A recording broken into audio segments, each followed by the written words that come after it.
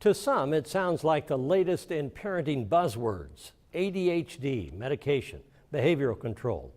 In Indiana, it's more than a buzzword. The state ranks second in that nation in the number of kids taking medicine for the disorder. News 10's John Swanner spoke with a child psychiatrist to get her thoughts on the issue. In tonight's Healthy Living 10, the doctor shares more about what this really means. John? Well, Mark, we spoke with Dr. Darla Henshaw of the Harsha Behavioral Center here in Terre Haute, and she told us she's not surprised by the CDC's findings, but adds there could be more to these figures than simply kids on meds.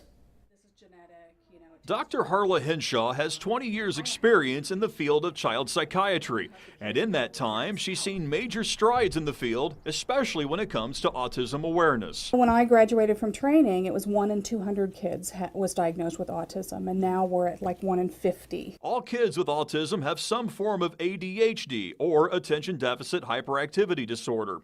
Nearly 12% of Hoosier kids 2 to 17 have an ADHD diagnosis, ranking Indiana 4th in the nation.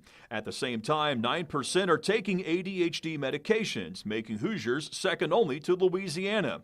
Dr. Henshaw says more awareness of ADHD is getting the kids the treatment they need. She also credits teachers with educating themselves about the disorder. They attend conferences, they learn a lot about the disorder, they know that a kid's having difficulty, and so then they'll suggest to families that, hey, you might want to consider checking this out. Despite the state's higher rankings by the CDC, Dr. Henshaw thinks many kids who need treatment are not getting diagnosed.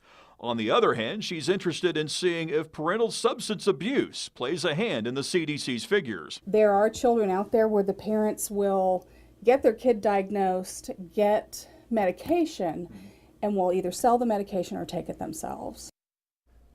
One thing of note, ADHD medications are controlled substances under Indiana law. Parents must present photo identification to their doctor and at the pharmacy to get these medicines. Mark, back to you. Thank you, John. Another treatment option: some pediatricians use cognitive behavioral therapy. The debate between therapy and medication continues among experts.